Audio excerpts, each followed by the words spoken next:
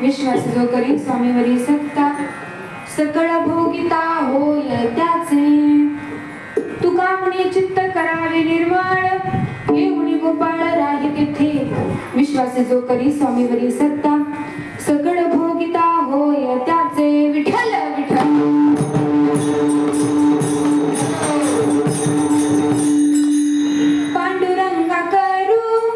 पांडुरंगा करू प्रथम नमन पांडुरंगा करू प्रथम नमन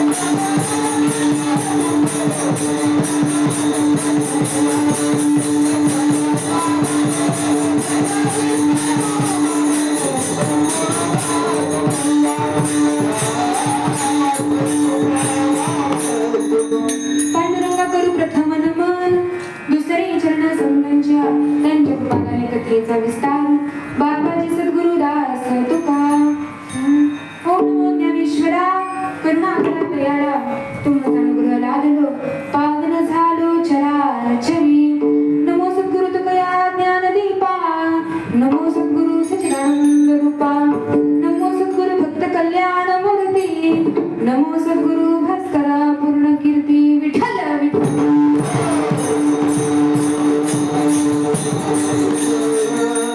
नमो ज्ञानेश्वरा नमो ज्ञानेश्वरा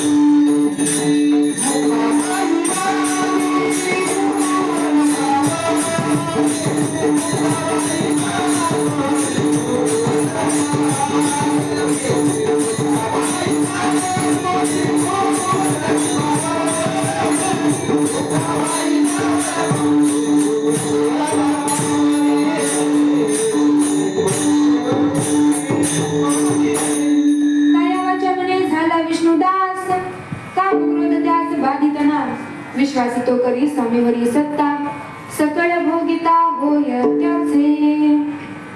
प्रस्तुत प्राप्त प्रसंगी कीर्तन रूपी सेवेकरिता घेतलेला अभंग देहूचे साधू संत श्रेष्ठ सुप्रसिद्ध जगतवंदिनी जगद्गुरु तुकाराम महाराज यांचा 3 चरणाचा उत्कृष्ट असा उपदेशपर अभंग किंवा यालाच आपण वैष्णवपर अभंग सुद्धा म्हणू शकतो असा अभंग आज आपण सेवेकरिता घेतलेला आहे.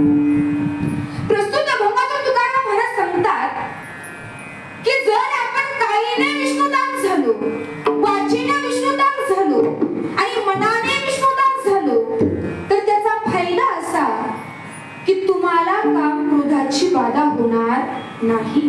महाराजांनी सांगितले स्वामींच्या ठाई तुम्ही विश्वास ठेवा आणि जर तुम्ही स्वामींच्या ठाई विश्वास ठेवला तर त्याच्या सर्व ऐश्वर्याचा भोगता तुम्ही बनसाल. आणि महाराज सांगतात की तुम्ही तुमचं चित्त विकार रहित करा, निर्मळ करा आणि जर तुम्ही तुमचं चित्त विकार रहित केलं तर तो गोपाळ येऊन तुमच्या चित्तामध्ये राहील. हा झाला अभंगाचा सरळ सरळ अर्थ. विठ्ठल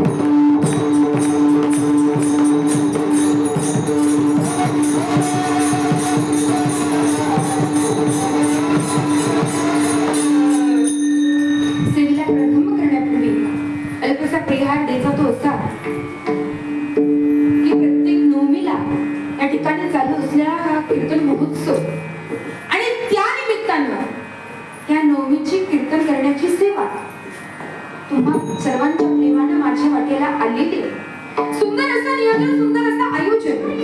फक्त बालक वगळा बोले आणि बरी मातीसी आवडे या नियमाप्रमाणे तुम्ही सर्व भाविकांनी समजून घ्या. विठ्ठल विठ्ठल.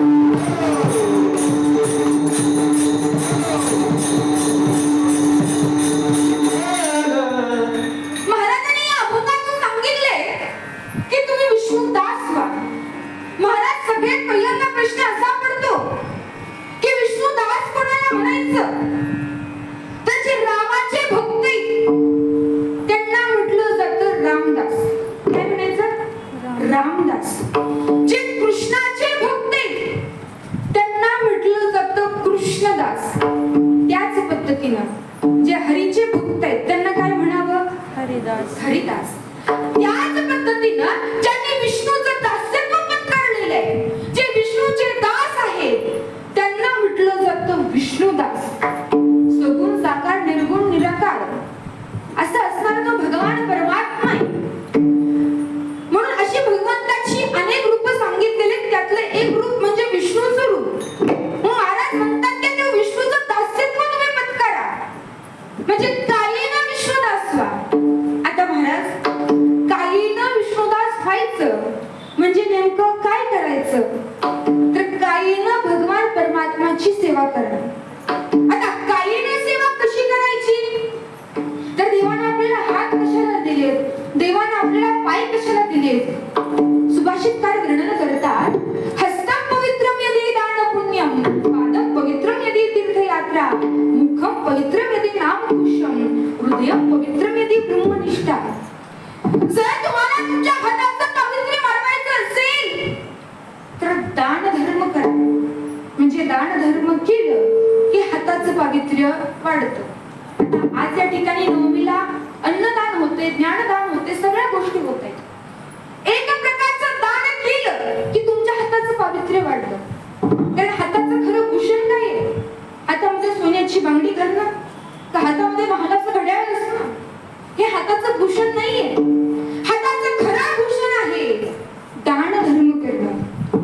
नंतर महाराज सांगतात की जर तुम्हाला तुमच्या पायाचं पावित्र्य वाढवायचं असेल तर कीर्तन झाल्यानंतर जेवढ्या जेवढ्या चांगल्या चपला दिसतात तेवढ्या घालून जायच्या. बरोबर का? अहो महाराज लोकांची तरी सोडत जावा. आमची महिन्यातनं 3री चप्पल बदलायची. म्हणून चपल काही कोणाच्या नेत जाऊ नका. तुम्हाला जर पायाचं पावित्र्य वाढवायचं असेल तर तीर्थयात्रा करा. कारण सदैव तुम्हा अवघे आहे हात पाय चालावया. किंवा जवळ हे सगळं सिद्ध आहे हात पाय चालावया तर तू आपुले स्वहित पाहे आणि तीर्थयात्रेत जायला चुकू नको. म्हणून देवाने आपल्याला पाय दिलेत ना, या पायाचं पावित्र्य वाढवायचं म्हटलं तर तीर्थयात्रा करा. जर तुम्हाला तुमच्या मुखाचं पावित्र्य वाढवायचं असेल तर नामस्मरण करा. आणि जर तुम्हाला तुमच्या हृदयाचं पावित्र्य वाढवायचं असेल तर ब्रह्मनिष्ठा ठेवा. विठ्ठल विठ्ठल.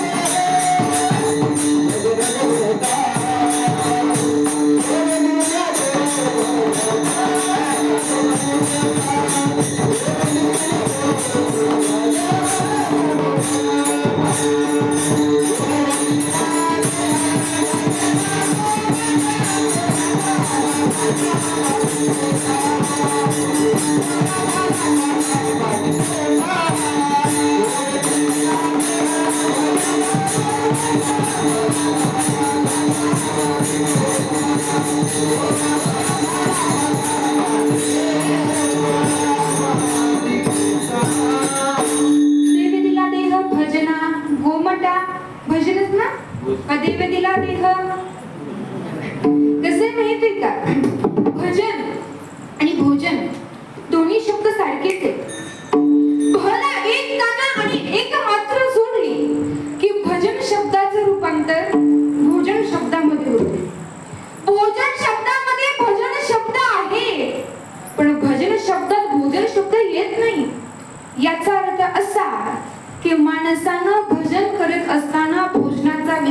करायचा नाही, पण भोजन करत असताना भजनाचा विचार 100% केला पाहिजे. पण आपण काय म्हणतो, आधी पोठोबा आणि मग विठोबा. हे झालं आपल्या माथ्यातलं. गाथ्यात काय दिले, करू भजन भोजन आणि धनी धरू नारायण. आधी भजन आणि नंतर भोजन, कारण देव दिला देह भजना गोमटा. भगवान परमात्म्याने आपल्याला दिलेला सुंदर असा हा देह आहे, म्हणून आपण काहीनं सेवा केली पाहिजे.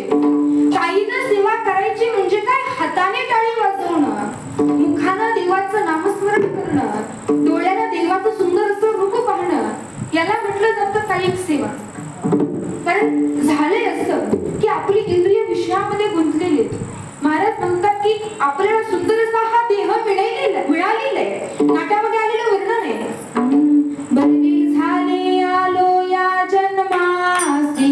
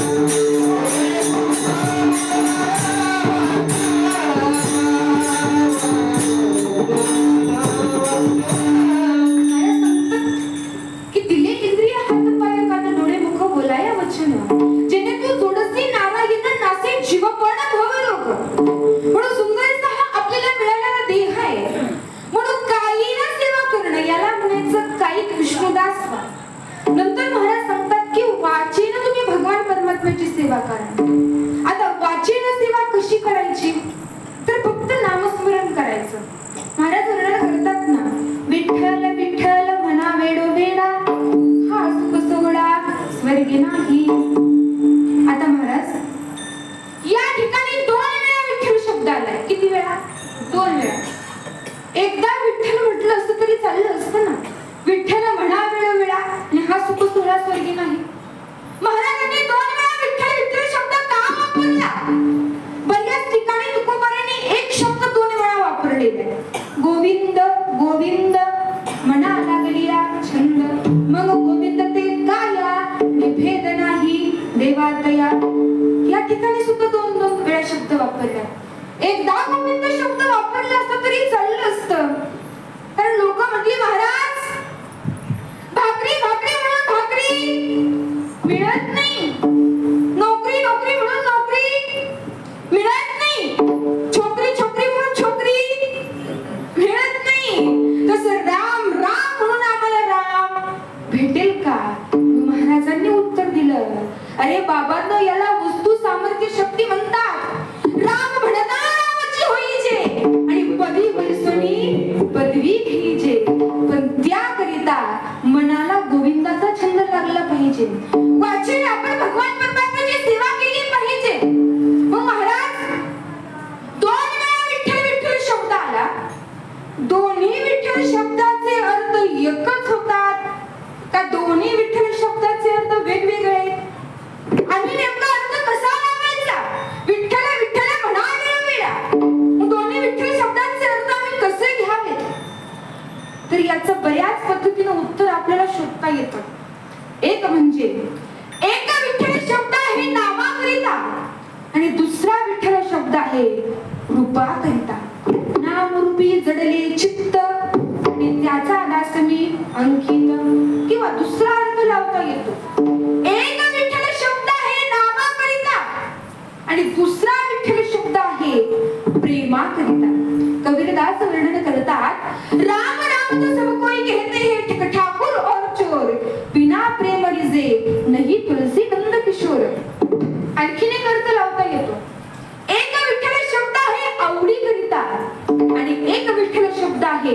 आदरा करिता आलंबी आवडे आदरे आले नाम तेने सकळ स्थिती जगी झाले पूर्ण काम.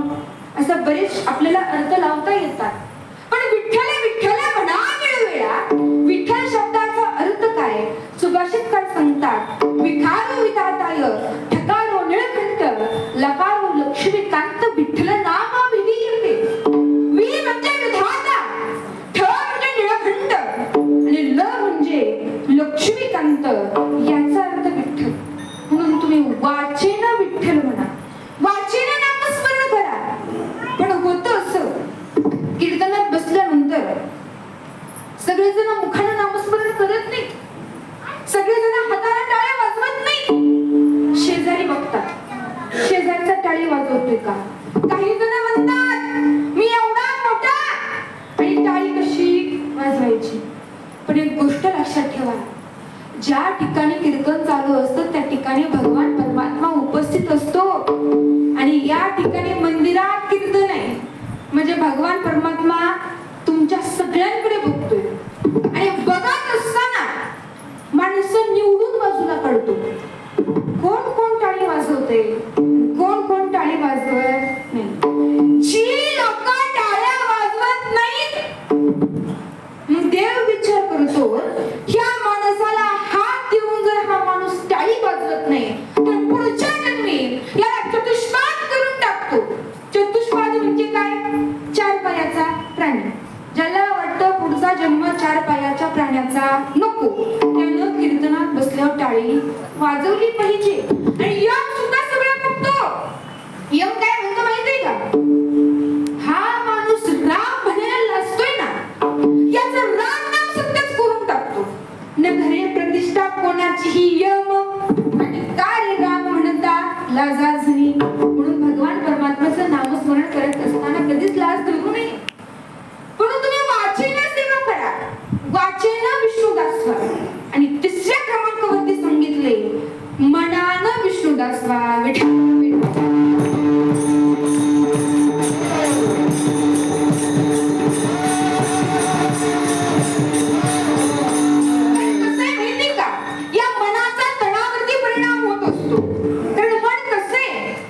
आपण जर पाहिलं तर आता इथे म्हटलं तर लगेच पंढरपूर फिरून येणार मन एवढं चंचल एवढं चपळ. नाटामध्ये महाराज वर्णन करतात काय काय फिरतो या मना परिणामी नारायणा करुणे त्यांची करी विवंचना नेऊ पदना आधारिले भलत्या सवे धावे सैराट. आता हा सैराट शब्द आहे ना तो काय तुमच्या आताच्या पिक्चर मधला नाही, तो 450 वर्षापूर्वीच आहे. सैराट या शब्दाचा अर्थ असा की बेधुन्न असणं, बेफिकीर असणं. महाराज म्हणतात मन कसंय न पुरती भ्रमणादाही दिशा सप्तही पाताळी आकाशा घाली उडी बळेच देकोणी फासान केलो या दोषा पाहुणा. म्हणून नाथ महाराज वर्णन करतात मन कसंय बरकट रूपी चंचल मन त्याचे असं संगत मध्ये राखणं का वर्षक दंशिळा जाणं तयाचे वर्तन यथा तथा. म्हणजे एखादं माकड असताना चंचल असतं आणि त्या माकडाला एखाद्यानं दारू पाजली. बघा विचार करा ना, आपल्या घरातलं माकड दारू पिऊन आलं होते किती चंचल होतं. हे तर मी खरोखरच माकड सांगते ना. कारण कसं आहे माहिती, मी बऱ्याच वेळा कीर्तनातलं सांगत असते की बाबांना दारू पीत जाऊ नका, दारू पिणं चांगली नसते. कारण दारुड्याची काय अवस्था असते हे सांगायची गरज नाही. एका ठिकाणी तर महाराज मी दारुड्याची आरती ऐकली. काय करत होते ती आरती, जय देवी जय दारूबाई तुझ्याशिवाय मला करमत नाही. जेव्हापासून तुझा लागला हा नाद गेली इस्टेट मी झालो बरबाद. तुझ्यापासून क्षण न जाई जय देवी जय दारूबाई. दारुड्यांची आरती.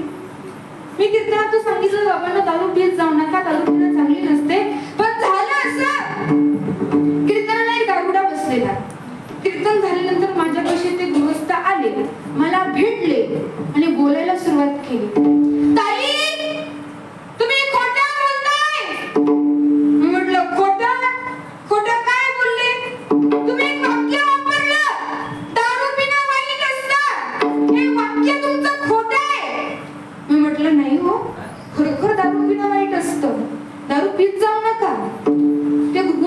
म्हटले, ताई मग सिद्ध करून दाखवा बरं. आम्ही 2 ग्लास घेतले, एका ग्लास मध्ये पाणी, एका ग्लास मध्ये दारू. 2 किटकं घेतली, दोन्ही ग्लास मध्ये टाकली. पाण्यातला कीटक होता ना तो जिवंत राहिला आणि दारूतला कीटक होता ना तो मरून गेला. मी म्हटलं, बघा हो, दारू पिणं वाईट असतं. दारूतला कीटक मरून गेला आणि पाण्यातला कीटक जिवंत आहे. ते गृहस्थ म्हटले, ताई माझ्या डोळ्यात एकच तुम्ही आणखीन खोटं बोलता. मी म्हटलं, तर तुम्ही सिद्ध करून दाखवा दारू पिणं चांगले. ते म्हटले, बघा ना, दारूतला कीटक मरून गेला याचा अर्थ असा की दारू पिल्यानंतर पोटातली कीटकं मरून जातात. बरोबर का? म्हणून दारू पिणं चांगली आहे, वाईट आहे. तुम्हाला प्यायचंय ना, काय प्या. अरे जाम पीने से क्या फायदा, सुबह पियोगे तो शाम को उतर जाएगी. अरे जाम पीने से क्या फायदा, सुबह पियोगे तो शाम को उतर जाएगी. लेकिन एक बार तो हरिनाम का प्याला पी के देख, तेरी जिंदगी सुधर जाएगी, तेरी जिंदगी सुधर जाएगी. प्यायचंय ना, तर हे हरिनाम आपण पिलं पाहिजे. महाराज म्हणतात, एखाद्या माकडाला एखाद्यानं दारू पाजली, त्याच माकडाला येऊन एखादा विंचू चावला आणि त्याच माकडाच्या पाठीमागं एखादं भूत लागलं, ते माकड किती चंचल होतं. त्याच्याही पुढे जाऊन आपलं मन कसं आहे, चंचल आहे. बहुत चंचल चपळ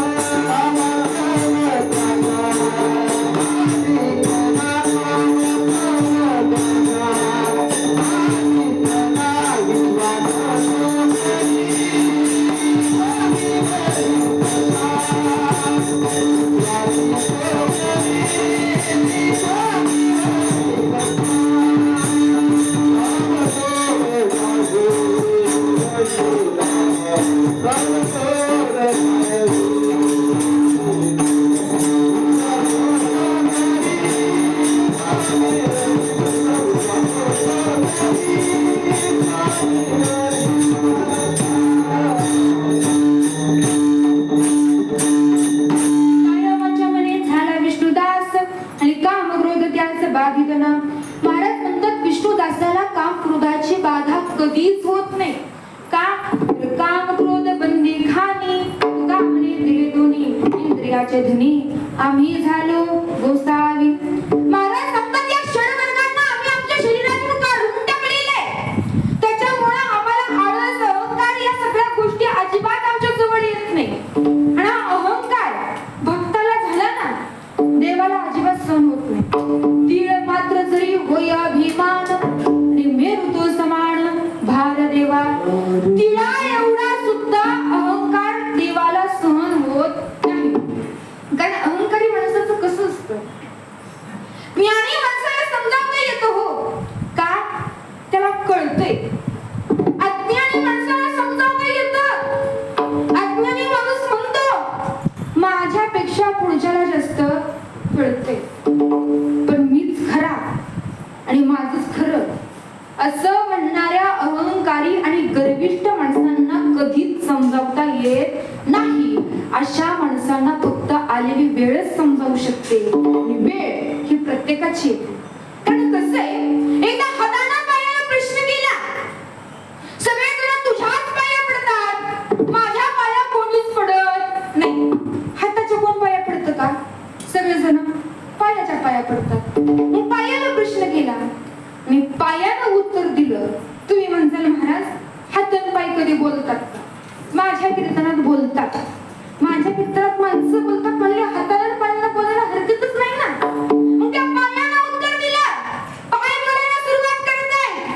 तुला जर वाटत असेल या जगाला नतमस्तक व्हावं, या जगाला तुझ्या पाया पडावं, तर लक्षात ठेव त्याच्याकरिता जमिनीवरती राहावं लागतं, हवे तोडून चालत. म्हणजे हा अहंकार आहे महाराज. एखादं ज्ञान प्राप्त झाल्यानंतर जर तुमच्याकडे नम्रता येत असेल तर ते ज्ञान तुमच्यासाठी अमृत आहे. पण एखादं ज्ञान प्राप्त झाल्यानंतर जर तुमच्याकडे अहंकार वाढत असेल, गर्व वाढत असेल, तर समजून चला प्राप्त झालेलं ज्ञान आपल्यासाठी विष आहे. कारण हा अहंकार फार वाईट असतो. गरुडाला अहंकार झालता. गरुड काय म्हणायचे, माझ्यासारखा महावीरच कोणी नाही, माझ्यासारखा शक्तिशाली कोणी नाही, माझ्याकडे खूप शक्ती आहे. देवाला तळतळ वाटली. भक्ताचा अहंकार दूर करावा लागेल. श्रीकृष्ण भगवान परमात्म्यानं गरुडाला बोलवलं आणि गरुडाला सांगितलं की तुम्ही एक काम करा. म्हटले तुम्ही मारुती रायांना बोलावून माझ्यापाशी आणा. असं म्हटल्यानंतर गरुड म्हटले देवा असली हलकी कामं मला सांगतोस, मी असली हलकी कामं करत नाही, मला भारी कामं सांगत जा. माकडाला बोलवून आणायचं. देवाला राग आला. देव म्हटले माकड कोणाला म्हणता, माझे भक्त आहेत ते. हनुमंतरायांकडे किती शक्ती आहे. 10 दिशेला 10,000 द्विकपाल आहेत. ते 10,000 द्विकपाल एकत्र केल्यानंतर जेवढं बळ तयार होतं तेवढं बळ एका हत्तीमध्ये आहे. असे 10,000 हत्ती एकत्र केल्यानंतर जेवढं बळ तयार होतं तेवढं बळ इंद्राच्या एका ऐरावतीमध्ये. अशी 10,000 इंद्राच्या ऐरावत एकत्र केल्यानंतर जेवढं बळ तयार होतं तेवढं बळ इंद्राच्या मनगटात आहे. आणि अशी 10,000 इंद्राची मनगट एकत्र केल्यानंतर जेवढं बळ तयार होतं ना तेवढं बळ फक्त आणि फक्त हनुमंतरायांच्या करवडीत आहे. हनुमंत महाबळी रावणाची दाढी जाडी. हनुमंतरायांकडे एवढं बळ आलं कशामुळे, अंजनीच्या तपासाठी महारुद्र आले पोटी. एवढं बळ हनुमंतरायांकडे. आणि देवाला राग आला. देव म्हटले हे बघा गरुडा, तुम्हाला इथनं पुढं मी असली हलकी कामं सांगत नाही, फक्त एकदाच एवढं माझं काम करा. गरुड म्हटले देवा तू सांगतोय म्हणून मी ऐकतोय, पण शेवटच हे असलं काम मी करणार आहे. इथनं पुढं असली हलकी कामं मी तुझी करत नसतो. ठीक आहे म्हटले देव. गरुड मारुतीरायांपाशी गेले.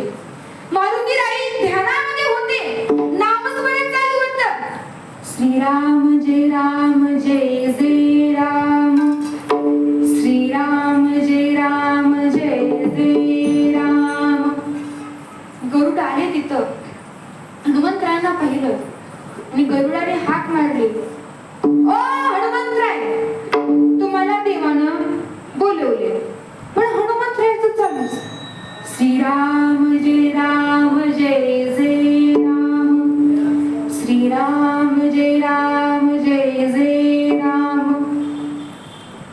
गरुडाला वाटलं हनुमंतरायांना ऐकायला गेलं नसतं.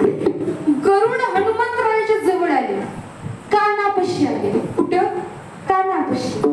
आणि कानापाशी येऊन मोठ्याने ओरडले, ओ हनुमंतराय! देवाने तुम्हाला बोलावलंय. पण हनुमंतरायचं चालूच, श्रीराम जय राम जय जय राम, श्रीराम जय राम जय जय राम. पण हनुमंतरायांना वाटलं माझ्या कानापाशी काहीतरी गुणगुण गुणगुण करते, म्हणून हनुमंतरायाने सहजच आपला हात झटकला. जसा हात झटकला वज्राप्रमाणे गरुडाच्या गालावरती बसला आणि तो गरुड गरगर गरगर गरगर गरगर विकत द्वारकेत आला आणि द्वारकेत येऊन त्या ठिकाणी येऊन देवाच्या दारात धाड दिशी पडला. मोठा आवाज झाला ना, सगळी लोक जमा झाली. काय झालं काय झालं? गरुड येऊन पडलाय. पाहिलं, गरुडाच्या तोंडातनं रक्ताच्या गुळण्या बाहेर पडलेल्या. सगळी चर्चा एकमेकांमध्ये चालू झाली. गरुड येऊन पडले, काय झाले गरुडाला नेमकं काही कळेना. देवापर्यंत बातमी केली. श्रीकृष्ण भगवान परमात्मा आला आणि गरुडाला पाहिलं आणि लोकांना सांगितलं काय नाही हो, काय सुद्धा झालेलं नाही, मुद्दाम सोंग करतायत गरुड. गरुडाला बाजूला घेतलं. देव म्हटले, का हो गरुडा, कशाला करायचं तुम्ही असं सोंग? गरुड म्हटले, देवा तुला काय हे सोंग दिसतंय का? दाभाडांच्या पोट उघडले आणि मला म्हणतोय तू सोंग करतोय.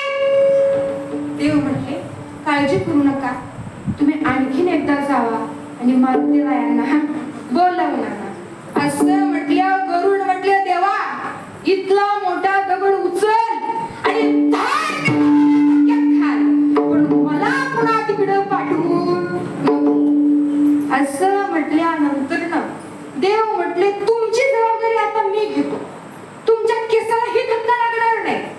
पण जायचं आणि तिथं जाऊन म्हणायचं सीतापती रामांनी तुम्हाला बोलवले, एवढंच तुम्ही म्हणा. गरुड म्हटले, देवा तुझ्या सांगण्यावरून जाते, पण जबाबदारी तू घ्यायची बरं का, माझ्या केसाला धक्का सुद्धा नाही लागला पाहिजे. निघाले गरुड, आले हनुमंतरायांपाशी. हनुमंतरायचं नामस्मरण चालू होतं, श्रीराम जय राम जय जय राम, श्रीराम जय राम जय जय राम. महाराज, गरुड 25 हात लांब उभा राहिले. कोपऱ्यात उभा राहिले, पोटातली धडकी गेलेली नव्हती, हातपाय थरथर थरथर कापत होते. आणि अशा प्रसंगामध्ये गरुड हळूने बोलायला सुरुवात करत आहे, ओ मारुतीराय, तुम्हाला सीतापती रामांनी म्हणजे प्रभू रामचंद्राने बोलवले. हळूच म्हटले, पाठ फिरवली आणि आकाशामध्ये भरारी घेणार. तेवढ्यात हनुमंतरायाला हात लांबवलं आणि गरुडाला धरलं. गरुडानं डोळंच पांढरं केलं. आता माझं काय खरं नाही. पण झालं असं, हनुमंतरायानं गरुडाला जवळ घेतलं, खुशीत घेतलं आणि गरुडाला बोलायला सुरुवात केली, किती गोड आहेस रे गरुडा तू, अमृतापेक्षा गोड आहेस. माझ्या प्राणसख्याची तू मला भेट घालून देतोस. चल मला देवाकडे घेऊन चल. गरुड म्हटले, चला माझ्या पाठीमाग. गरुड पुढे चालले, हनुमंतराय पाठीमागे चालले. गरुडानं विचार केला, तिथं जर आता श्रीकृष्ण नसेल तर माझं काय खरं नाही. हा बाबा काही मला सोडायचं नाही. देवा तू तिथंच थांब बरं का, कुठे जाऊ नको. देवानं काय केलं, द्वारकेची आयुद्ध केली. श्रीकृष्ण भगवान परमात्मा प्रभू रामचंद्र झाले. बलरामाला लक्ष्मण व्हायला सांगितलं. शंख चक्र त्या ठिकाणी भरत शत्रुघ्न झाले. आणि देवाला आणखीन एक जणाचा अहंकार दूर करायचा होता. तिचं नाव होतं सत्यभामा. आणि त्यावेळेस त्या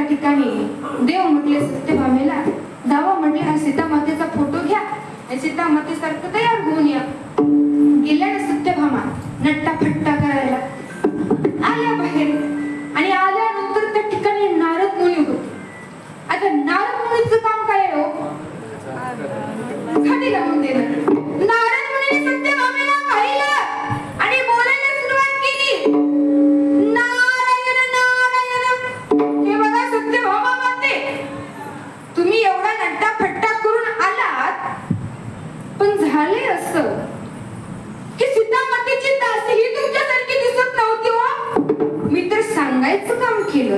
नारायण नारायण.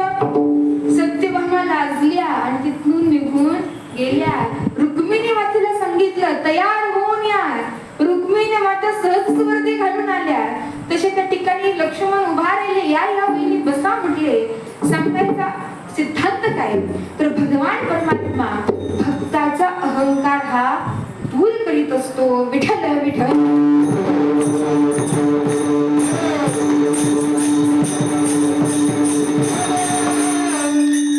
महाराज सांगतात की हा अहंकार काम क्रोध आमच्या जवळ येत नाही.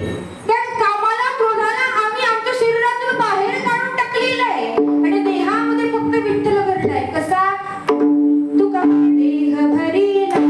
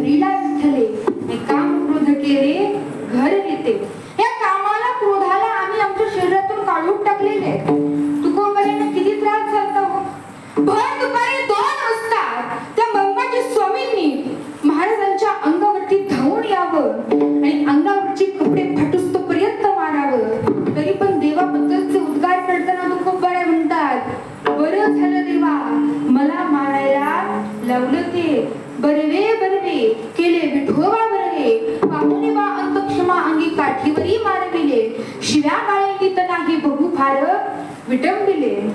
मग महाराज सांगतात की कामाला क्रोधाला आम्ही बाहेर काढून टाकलेले. तर महाराजांपाशी काम क्रोध येत नाही त्याचं कारण आहे ते कायेनं विष्णुदास झाले, वाचेनं विष्णुदास झाले आणि मनानं विष्णुदास झाले. त्याच्यामुळं काम क्रोध त्याचं बाधित ना. आणि नंतर महाराजांनी सांगितले की तुम्ही स्वामीच्या ठाई विश्वास ठेवा आणि जर तुम्ही स्वामीच्या ठाई विश्वास ठेवला तर त्याच्या सर्व ऐश्वर्याचा तुम्ही भोगता बनचाल. अभंगाच्या तुतीय विश्वास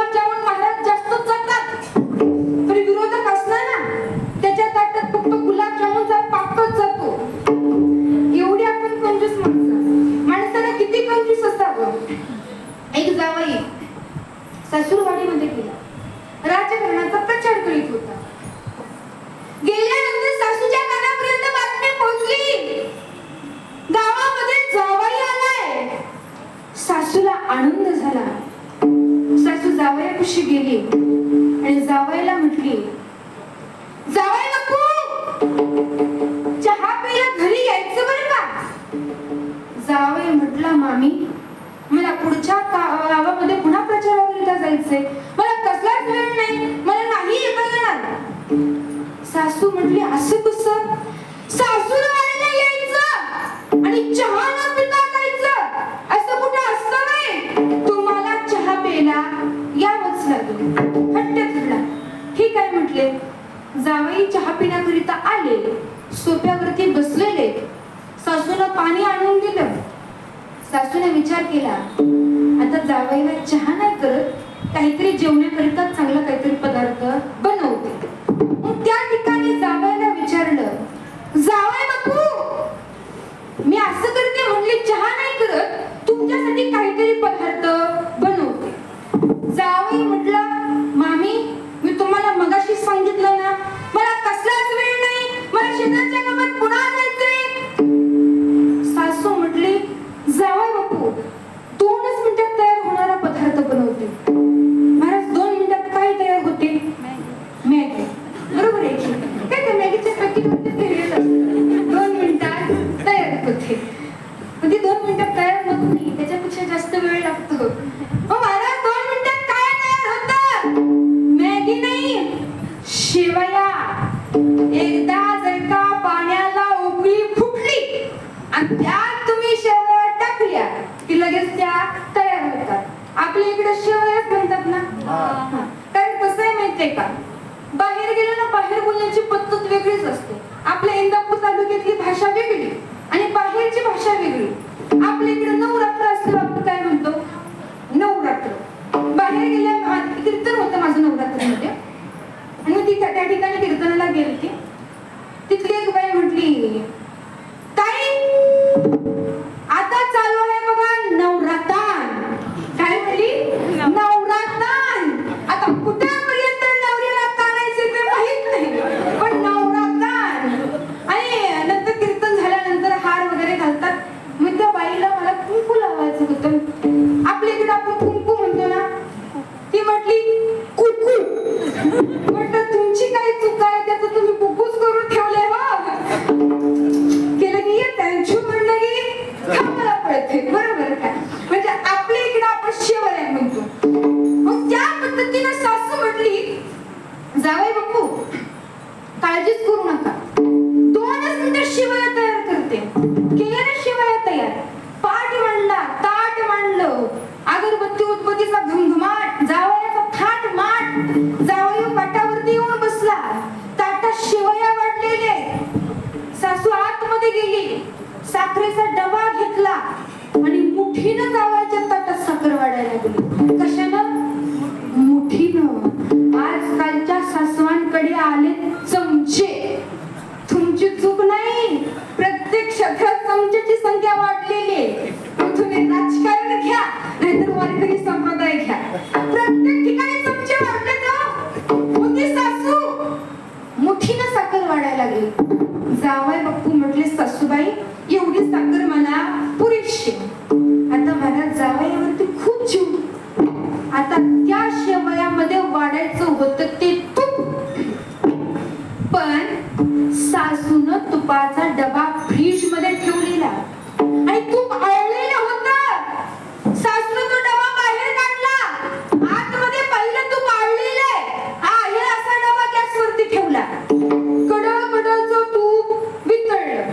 मग सासूला विचार केला, आता हे जे वितळलेलं तूप आहे ना, ते आपण काय करायचं, ताटामध्ये वाढायचं. डबा घेतला, जावई बापू कशी गेली. डबा कलंडला. कडचं जे वितळलेलं तूप होतं ना, ते हळूहळू पडायला लागलं. धार लागली वितळलेल्या तुपाची. पण मध्ये आळलेल्या तुपाचा गठ्ठा तयार झाला. महाराज तो आळलेल्या तुपाचा गठ्ठा हळूहळू पुढे यायला लागला. हळूहळू पुढे आला. सासूचं लक्ष नव्हतं तोपर्यंत आळलेल्या तुपाचा गठ्ठा धप्पती ताटात पडला.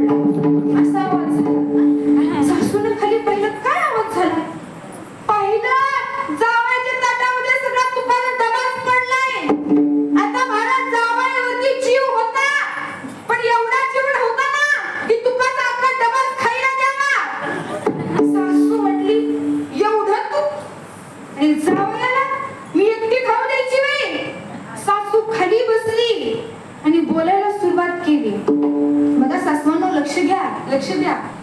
जर चुकून तुमच्याकडून तुमच्या जावयाच्या ताटात तूप जास्त गेलं तर महागारी कसं घ्यायचं मी सांगते.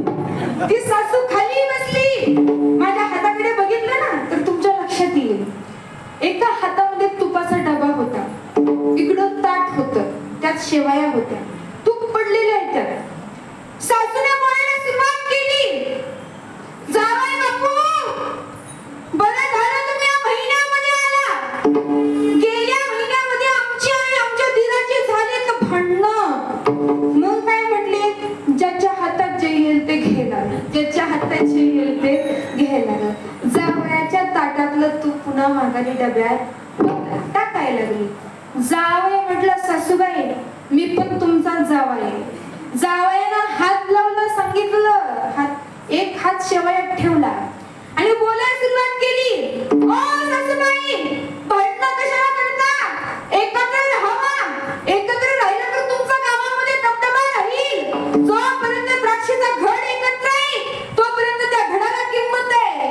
एकदा जर का द्राक्ष सुट्टी झाली त्याला किंमत भेटत नाही. एकत्र राहावा, भांडणं करू नका. सगळं कसं समागमानं शेवयात जावाने काय केलं, सगळं तू मिक्स केलं. सासू म्हटली, एवढा तूप आणि जावयाला एकट्याला भाव द्यायची नाही. सासूनं बोलायला सुरुवात केली, जावई बापू, कोरोनाच्या काळामध्ये तुम्ही आजारी होता. मी तुमच्यासाठी 16 सोमवार केले आणि मला बामणाने सांगितले, ज्याच्याकरिता सोमवार केले त्याच्या ताटात बसून एकदा जेवायचं. आणि मी तुमच्याकरिता सोमवार केले, आता मला तुमच्या ताटात बसून जेवावं लागते. जावई म्हटलं, काही हरकत नाही सासूबाई, बसा. ताट समोर दिलं. आता महाराज सासूबाईंची बत्तीशी बाहेरून बसवलेली होती, तिनं बेतानं खायला सुरुवात केली. पण जावई बापू जेसीबीचं खोरे असल्यासारखं म्हणत होते. मग सासूला विचार केला, असं जर चालू राहिलं तर आपल्या वाट्याला काय घ्यायचंय. सासूनं पुन्हा बोलायला सुरुवात केली. माझ्या हाताकडे लक्ष द्या, सासू काय बोलतेय. सासू म्हटले, जावई बापू, मी म्हटलं ना, गेल्या महिन्यात आमची आणि आमच्या दिराची झाले भांडणं. घरातल्या सगळ्या वस्तू वाटून घेतल्या, आमचं शेतही वाटलं. मग काय म्हटले, आमच्या शेतात आणि आमच्या धीराच्या शेतात आम्ही मध्ये घातलाय ताट्यात बांधायला बरं का. पण म्हटले, आमचा धीर एवढा नाही की पण पोखरतोय आणि सगळ्या शेवया आपल्या बाजूला. सांगायचा मुद्दा काय, एवढी कंजूस लोक आजकाल आपल्याला जगामध्ये पाहायला मिळतात. काही जण अशी आहेत, मागितलं तरी देत नाही. काही जण मागितलं त्याच्यापेक्षा निम्म देतात. पण आमचा भगवान परमात्मा मागणाऱ्यापेक्षा कितीतरी पटीनं जादा देणार आहे. म्हणून तोची एक दान शूरदाता, त्याच्यासारखा दानशूर या जगामध्ये कोणीच नाही. ध्रुव बाळानं सांगितलं, फक्त बापाची मांडी मिळावी, पण त्याला अढळ पद देऊन टाकलं, म्हणून तो चिकदान शूरदाता. परंतु भगवान परमात्मा सगळं काही देतो, पण कधी देतो. तुका माने चित्ता तुका माने चित्ता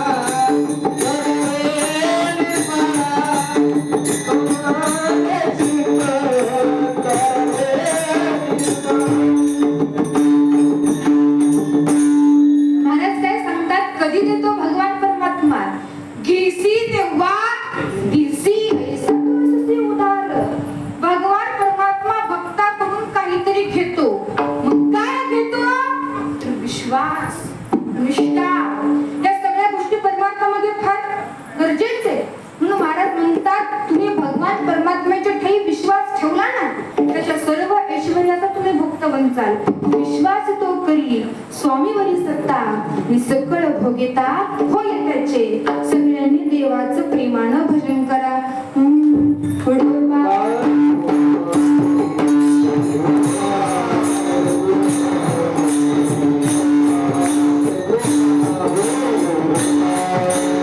Oh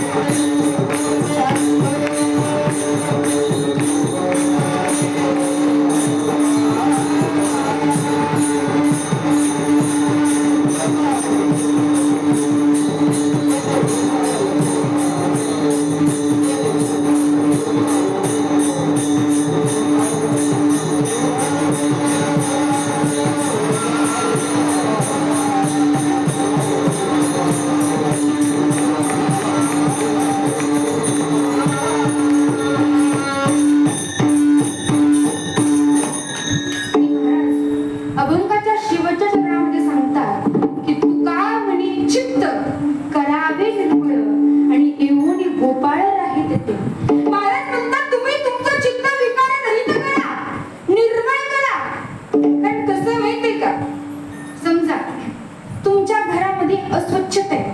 तुम्ही झाडून घेतलेलं नाही, पुसून घेतलेलं नाही, कोणत्याही वस्तू तुम्ही घरामध्ये कुठेही ठेवलेली आहे. आणि अशा प्रसंगामध्ये तुमच्या घरी एखादा पाहुणा आल्यानंतर त्या पाहुण्याला खुर्चीवरती बसायचंय, पण त्या खुर्चीवरती तुमच्या घरातली सगळी कपडे ठेवलेली आहे.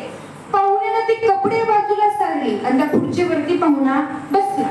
तुम्ही पाणी पिण्याकरिता दिला, पण पाणी पिण्याकरिता दिलेला ग्लास तो सुद्धा अस्वच्छ आहे. पाहुण्याला प्रसन्न वाटत नाही, पाहुणा लगेच निघून जातो. पण त्याचऐवजी तुमच्या घरामध्ये स्वच्छता असू द्या, सगळी घरातले कपडे तुम्ही कपाटामध्ये कोंबून ठेवा. पुन्हा उघडल्यानंतर ते ब्रह्मांड कामावरती यायचं असं ना, मग सगळी कपडे कपाटामध्ये ठेवलेली असतील. अगदी घरामध्ये टापटीपपणा आहे, स्वच्छता आहे, झाडून घेतलेलं आहे, पुसून घेतलेलं आहे, गालिचा अंतरलेलं आहे, सगळं काही व्यवस्थित आहे. आणि अशा प्रसंगामध्ये तुमच्या घरी एखादा पाहुणा आला आणि आल्यानंतर ना पाहुणा सोफा सेटवरती बसला. तुम्ही पाणी स्वच्छ असं फिल्टरचं आणून दिलं, पाणी पिला, माणुसकी दाखवली. पाहुणा काय म्हणतो? पाहुणं तुमच्या घरामध्ये खूप प्रसन्न वाटते, आता असं वाटतं इथनं जायला नको.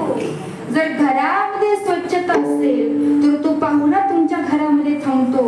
त्याच पद्धतीनं जर तुमच्या चित्तामध्ये स्वच्छता असेल तर तो भगवान परमात्मा तुमच्या चित्तामध्ये थांबतो. स्वच्छ कपडे घाला, निर्मळ कपडे घाला. 4 लोक तुमच्या जवळ येऊन बसतात का? माणूस निर्मळ आहे, माणूस स्वच्छ आहे. पण त्याऐवजी तुम्ही तुमचं चित्त निर्मळ ठेवा, भगवान परमात्मा तुमच्या चित्तामध्ये येऊन राहतो. म्हणून महाराज म्हणतात, तुका म्हणे चित्त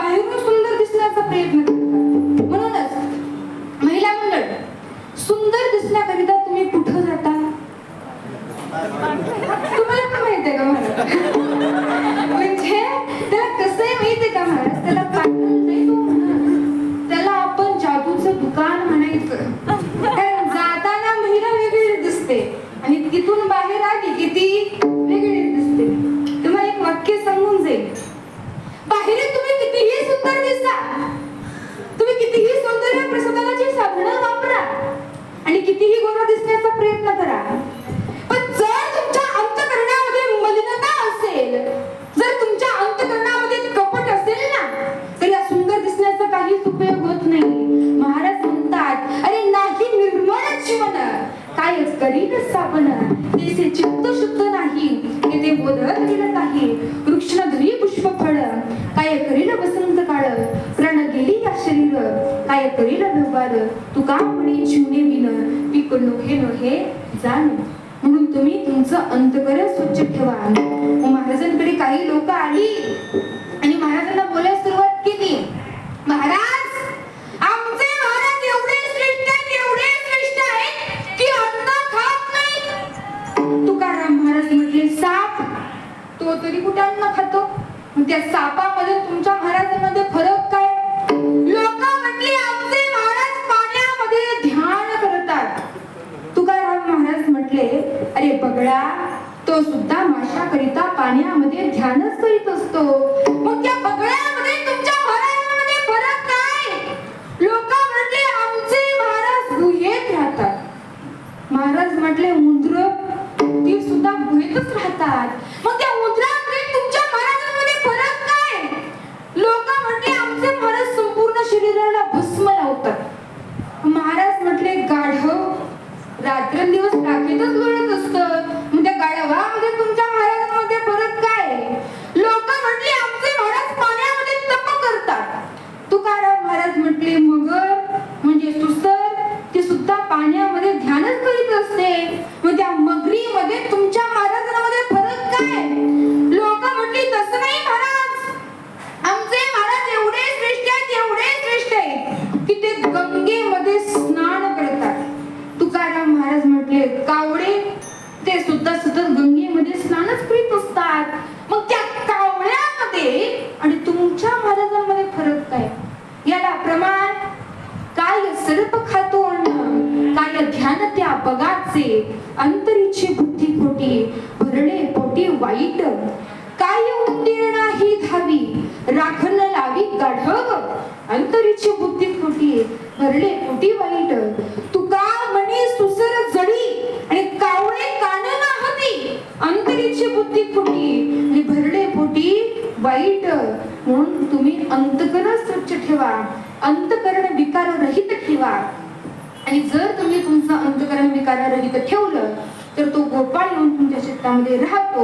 तुका म्हणे चित्त करावे निर्मळ आणि घेऊन गोपाळ राहे तेथे. म्हणून भगवान परमात्म्याच्या ठाई विश्वास ठेवा. आणि एकदा जर का देवाच्या ठाई विश्वास ठेवला की त्याच्या ऐश्वर्याचा तुम्ही भोग बनचाल. विश्वास जो करी स्वामीवरी सत्ता आणि सकळ भोगिता होय त्याचे. विठ्ठल विठ्ठल.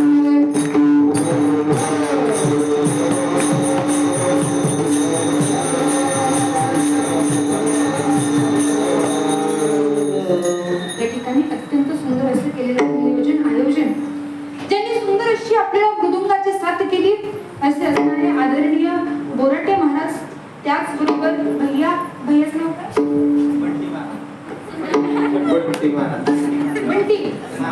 बंटी महाराज. सुंदर अशी दोघांनी ह्या मृदुंगाची साथ केली. दोघांच्याही मनापासून आभार, ज्यांनी सुंदर अशी आपल्याला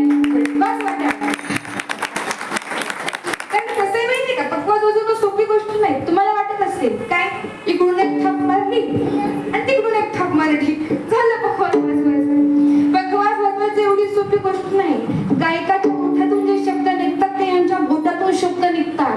आणि पक्वाज वाजवायचं तर पहाटे 4 वाजता उठून कडकडीची जर थंडी असेल ना तर त्या थंडीमध्ये बसू सुद्धा बनेलवरती बसून घाम येईस्तोपर्यंत पक्वाज वाजवावा लागतो. त्यावेळेस कुठे कीर्तनामध्ये पक्वाज वाजवायला येतो. हे त्यांचं तप आहे, ही त्यांची साधना आहे. म्हणून सुंदर अशी आज या दोघांनीही मृदुंगाची साथ केली. दोघांच्याही मनापासून आभार, ज्यांनी सुंदर अशी गायनाची साथ केली. असे असणारे आदरणीय करडे महाराज असतील, त्याचबरोबर टकले महाराज असतील, गायकवाड महाराज असतील. आपण सर्व महाराज मंडळी, कारण कसं आहे माहितीये का, मला प्रत्येकाचं नाव घेणं शक्य नाही. एकाचं नाव घेतलं की एकाचं नाव राहणार आहे. त्याच्यामुळे ज्याचं नाव घेतलं ते देव आणि ज्याचं नाव घ्यायचं राहिलं ते महादेव. त्याच्यामुळे सगळ्यांची नावं आली अशी संसार. आज या ठिकाणी ज्यांनी आम्हाला कीर्तन शिकवलं म्हणजे माझे बंधू राजे असतील, मी असेल, आम्हा दोघांनाही ज्यांनी कीर्तनामध्ये मार्गदर्शन केलं असे असणारे माझे वडील हरिभक्त पालनकर्ता महाराज रांगे असतील. त्याचबरोबर या ठिकाणी उपस्थित सोनाई कंपनीचे मॅनेजर असणारे माझे चुलते आदरणीय आमचे भरत अंकल असतील. सर्वजण आपण मंडळी सुंदर असं केलेलं नियोजन आयोजन, कोणत्या गोष्टीची कमतरता नाहीये. आतापर्यंत मी जे काही बोलले ते सर्व श्रेय. त्याचबरोबर आज या ठिकाणी येण्याचा योग ते म्हणजे आमचे बाबर सर असतील. तुम्हा सर्वांचे मनापासून आभार. आतापर्यंत मी जे काही बोलले ते सर्व श्रेय माझ्या आई वडिलांचं आणि गुरुवर्यांचं. जे काही चुकीचं बोलली असेल ते सर्व माझ्या बुद्धीचे दोष. तरी झालेली सेवा तुम्हा सर्व टाळकऱ्यांच्या चरणी, गायनठाराच्या चरणी, मृदुंगाचार्याच्या चरणी, तुम्हा सर्व श्रोते वर्गाच्या चरणी, श्री प्रभू रामचंद्रांच्या चरणी, श्री हनुमंताच्या चरणी, श्री विठ्ठलाच्या चरणी समर्पित करून याच ठिकाणी सेवेला विराम.